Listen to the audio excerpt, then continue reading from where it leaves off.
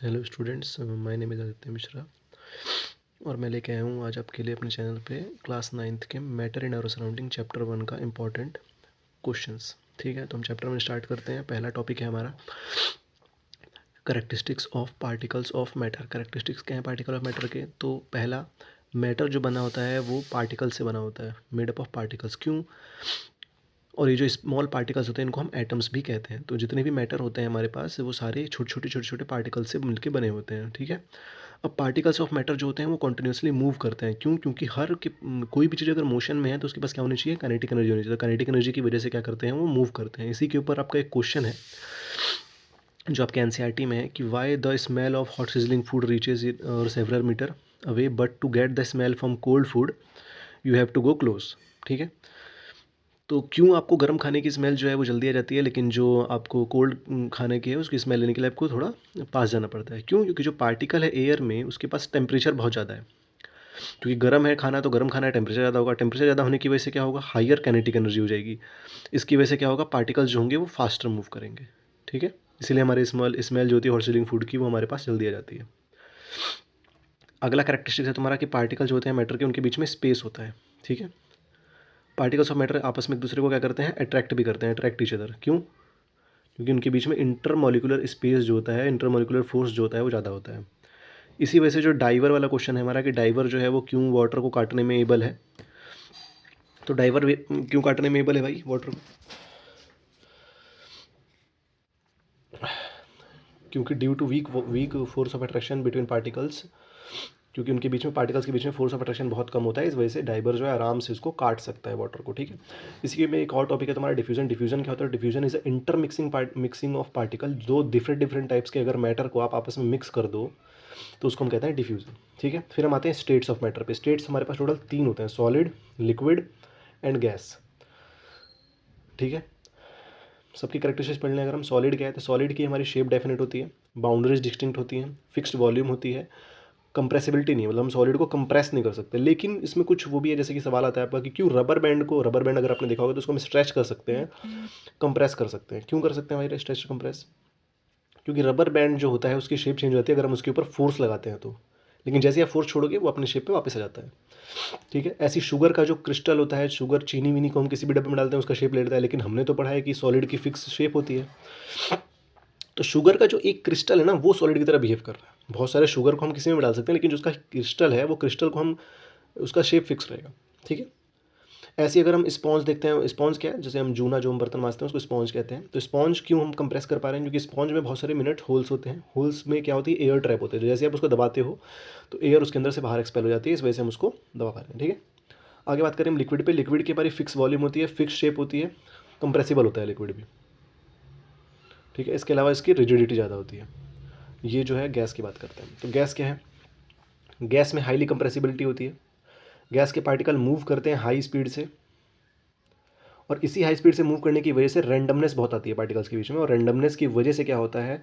जो जिस भी चीज़ में तुमने उसको रखा होगा, जैसे कंटेनर में गैस फिल है तो उस कंटेनर पे क्या लगाएगा? ये प्रेशर लगाएगा। उसी प्रेशर की वजह से जो कंटेनर क्या होता है? एक्सर्ट करता है प्रेशर पार्टिकल्स के उसमें। ठीक है, तो ये क्वेश्चन आता है पेपर में, कैसे कंटेनर जिसमें हम भरते हैं उसमें एक्सर्ट करता है प्रेशर? क्योंकि भाई पार्टिकल्स मूव कर रहे हैं इजीली, और मूव करने की वजह से टेम्परेचर की वजह से हमारा क्या कर रहा है? वो आपस में एक दूसरे से टकरा जाते हैं। टकराने की वजह से प्रेशर फील करता है कंटेनर जो होता है हमारा। अब गैस में हमारा एक एलपीजी एक सीएनजी आता है। एलपीजी क्या है? Liquefied petroleum gas. अगर हम किसी गैस को लिक्विफाई कर दें तो उसको लिक्विफाइड पेट्रोलियम गैस कहते हैं, जैसे गैस सिलेंडर में यूज़ होता है हमारे घर में कुकिंग के लिए। अगला CNG. CNG is a compressed natural gas. Oxygen cylinder तुमने देखा होगा, कोरोना में बहुत यूज़ हो रहा था, उसी को हम कहते हैं। ठीक है, अगला अगर हम बात करें कि हम इन तीनों स्टेट को ना चेंज भी कर सकते हैं, जैसे सॉलिड को लिक्विड में बदल दिया, लिक्विड को गैस में बदल दिया, इस भी हम कर सकते हैं। ठीक है, तो अगर हम पहले देखें, अगर मुझे सॉलिड से लिक्विड में बदलना है तो मैं क्या करूँगा? फ्यूज़न करूँगा। फ्यूज़न मतलब सॉलिड को अगर मैं लिक्विड में बदलना चाहूँ तो मैं फ्यूज़न कर सकता हूँ। ठीक है, पिघला सकता हूँ चीज़ों को। ठीक है, और इसके अलावा लिक्विड से सॉलिड बदलना हो तो सॉलिडिफिकेशन, यानी कि अगर हम इसको फ्रीज़ कर दें, अगर पानी को बर्फ़ बनाने के लिए फ्रीज़ तो करना पड़ता है। ठीक है, तो अगर हम केवल वाटर की बात करें तो वाटर के केस में क्या होगा? ये फ्रीजिंग होगी। ठीक है, अगला हम बात कर रहे हैं लिक्विड। लिक्विड को अगर हमें गैस में बदलना है तो हम इवेपोरेशन कर सकते हैं, यानी कि अगर हम वाटर के केस में बात करेंगे तो ये वाटर का केस है, ये जो है ये वाटर का केस है। ठीक है, अगर मुझे गैस से सॉलिड में बदलना है तो उसको हम डिपोजिशन कहेंगे, और सॉलिड से गैस में बदलना है तो मुझे सब्लिमेशन कहेंगे। सब्लिमेशन के एग्जांपल है तुम्हारे पास नेफ्थलीन बॉल, कैम्फर। अच्छा, इनकी अगर डेफिनेशन आए पेपर में तो कैसे लिखी जाएगी, मैं किसी एक की बताता हूँ। सबकी डेफिनेशन सिमिलर ऐसी लिखनी है आपको। जैसे मेरे पास है पहला कंडेंसेशन। कंडेंसेशन क्या है? In a particular temperature when gas is directly changes to liquid is known as condensation. तो सबके डेफिनेशन बना सकते हैं। जैसे अगर मैं सब्लिमेशन की बनानी हो, in a particular temperature when a solid is directly changes into gas is known as sublimation.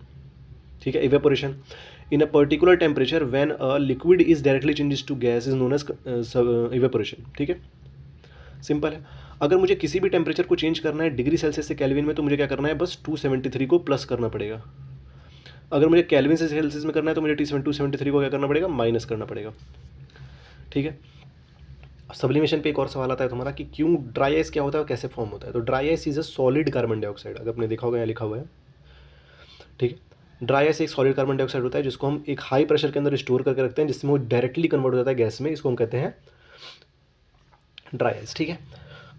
Evaporation है क्या? इवेपोरेशन जैसे अभी हमने पढ़ा कि अगर हम किसी भी लिक्विड को गैस में बदल दें तो उसको इवेपोरेशन कहते हैं। ठीक है। तो अगर इवेपोरेशन के कुछ फैक्टर हैं, अगर हम सरफेस एरिया बढ़ाएंगे तो इवेपोरेशन बढ़ेगा, अगर मैं टेम्परेचर बढ़ाऊंगा तो इवेपोरेशन बढ़ेगा, लेकिन अगर मैं ह्यूमिडिटी बढ़ाता हूँ तो उमस के कारण इवेपोरेशन कम हो जाता है, क्योंकि कूलिंग नहीं होगी। फिर इवेपोरेशन, विंड स्पीड बढ़ेगी तो भी इवेपोरेशन बढ़ेगा। इवेपोरेशन पे काफ़ी सवाल हैं आपके बुक में, जैसे कि अगर डेजर्ट कूलर जो होता है वो क्यों कूल करता है हॉट ड्राई डे में? क्यों? क्योंकि डेजर्ट कूलर का जो टेम्परेचर है वो काफ़ी हाई है और ह्यूमिडिटी बहुत कम है। अभी हमने पढ़ा कि ह्यूमिडिटी कम, इवेपोरेशन बढ़ जाएगा। ठीक है। तो ह्यूमिडिटी कम होगी तो इवेपोरेशन बढ़ेगा, इवेपोरेशन बढ़ रहा है यानी कि कूलिंग करेगा वो, सिंपल सी बात है। अब अगर हम अर्थन पॉट की बात करें, अर्थन पॉट मतलब क्या है भाई? तो मटके की बात हो रही है यहाँ पे। मटका में तुमने देखा होगा, मटके में पानी ठंडा करते हैं लोग, तो वो कैसे वर्क करता है? तो मटके में ना बहुत छोटे छोटे पोर्स होते हैं, और वो पोर्स क्या करते हैं, जितनी भी वाटर की हीट है उसको एब्जॉर्ब करके बाहर निकालते हैं, जिसकी वजह से क्या होता है, पानी जो है वो हीट अगर निकल जाएगी तो पानी तो ठंडा ही मिलेगा। ठीक है। इसके अलावा अगर तुमने देखा होगा कि कोई भी एसीटोन है या फिर परफ्यूम अगर आप हाथ में मारते हो तो परफ्यूम काफ़ी ठंडा फील करवाता है। क्यों करवाता है भाई? क्योंकि परफ्यूम वगैरह क्या करते हैं, इवेपोरेट कर लेते हैं। आपके जब पाम पे पड़ेंगे तो पाम पे हमारे एयर के कॉन्टैक्ट में आते हैं और हमारे पाम की जितनी भी गर्मी होती है, फिर हीट होती है, हीट एनर्जी होती है, वो सारी बाहर निकाल देते हैं, जिसकी वजह से हमें कूल कूल कूल फील होता है। ठीक है। अब तुमने देखा होगा कि अगर हमें चाय वाय पीते हैं तो चाय कप में बहुत जल्दी गर्म से ठंडा नहीं हो पाता, लेकिन अगर हम किसी बड़े से सॉसर वगैरह में अगर उसको रखते हैं तो इजीली ठंडा हो जाता है, प्लेट में, सॉसर में। क्यों? क्योंकि अभी हमने पढ़ा था कि जितना हम सरफेस एरिया बढ़ाएंगे उतना ज़्यादा क्या होगा, इवेपोरेशन बढ़ेगा। सिंपल सी बात है। ठीक है। अब हमें कौन सा क्लोथ पहनना चाहिए समर में? तो समर में हमें बोला जाता है कि लाइट कलर के कपड़े पहनो, या फिर हमें सूती कपड़े पहनने चाहिए, कॉटन के कपड़े पहनने चाहिए। क्यों? क्योंकि लाइट कलर जो होता है ना वो हीट एनर्जी को क्या करता है, रिफ्लेक्ट कर देता है। इसलिए बोलते हैं ब्लैक कपड़े नहीं पहनना चाहिए, वाइट पहनो। इसके अलावा इवेपोरेशन हमारा से हम क्या कर सकते हैं, बच सकते हैं, अगर हम कॉटन के कपड़े पहने। तो कॉटन के कपड़े क्या करेगा, स्वेट अब्जॉर्व करेगा, और स्वेट अब्जॉर्व करेगा, जैसी हवा चलेगी तो वो क्या होगा, हमको ठंडक महसूस कराता है। ठीक है।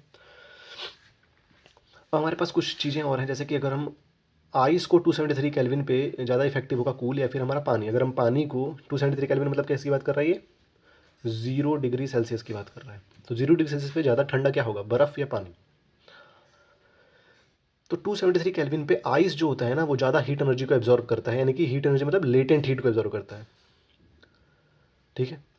और इसी वजह से हमारा जो एज अ रिज़ल्ट जो कूलिंग इम्पैक्ट पानी का ज़्यादा होगा ना कि बर्फ़ का, क्योंकि बर्फ़ जो है वो ज़्यादा लेटेंट हीट ले चुका है। अब लेटेंट हीट है क्या? तो लेटेंट हीट ऑफ फ्यूज़न क्या होता है? तो लेटेंट हीट मतलब होती है एक छुपी हुई हीट, मतलब एक ऐसा पर्टिकुलर टेम्परेचर के बाद, जैसे मान लो हमने पानी को बॉईल किया, तो हम पढ़ा है कि पानी को बॉईल करने के लिए 100 डिग्री सेल्सियस चाहिए होता है। अब 100 डिग्री सेल्सियस हो गया तो पानी बॉईल हो गया। अब 100 डिग्री सेल्सियस में तुम चाहे कितना भी टेम्परेचर बढ़ाते रहो, टेम्परेचर बढ़ाने के बाद जो पानी और बॉईल अब नहीं हो रहा है, उस टाइम पे क्या कर रहा है वो लिक्विड को इवेपोरेट कर रहा है, मतलब कि अब वो भाप बन के उड़ रहा है पानी। ठीक है। तो उसी को हम क्या कहते हैं, लेटेंट हीट कहते हैं। लेटेंट हीट एक ऐसी हीट, ऐसा पर्टिकुलर टेम्परेचर पे जहाँ से वो चेंज होना स्टार्ट हो जाए। तो यहाँ पे यही हो रहा है। अब आइस की लेटेंट हीट ज़्यादा होती है, इस वजह से वो ज़्यादा ठंडा नहीं करेगा, क्योंकि कुछ देर में उड़ जाएगा। पर पानी की लेटेंट हीट नहीं है ना भाई, पानी तो अभी कन्वर्ट नहीं हुआ है, तो इसलिए पानी हमारा क्या होगा, ठंडा होगा। तो ये इसकी डेफिनेशन भी हम लिख सकते हैं, it is the amount of heat energy required to change 1 kg of solid into liquid state at atmospheric pressure. ठीक है। अगर मुझे मान लो लेटेंट हीट ऑफ वेपोराइजेशन भी होता है एक, जब भी हम पानी वाला बात कर रहे थे, तो उसको कैसे लिखेंगे? It is the amount of heat energy required to change 1 kg of liquid into gas state. तो अगर मुझे इवेपोरेशन का लिखना है तो मैं लिक्विड इनटू गैस कर दूंगा, बाकी सब कुछ सेम है, सिंपल। तो उसी के ऊपर एक सवाल भी आया है कि हमको ज़्यादा बर्न कौन करेगा, बॉइलिंग वाटर करेगा या फिर स्टीम करेगा।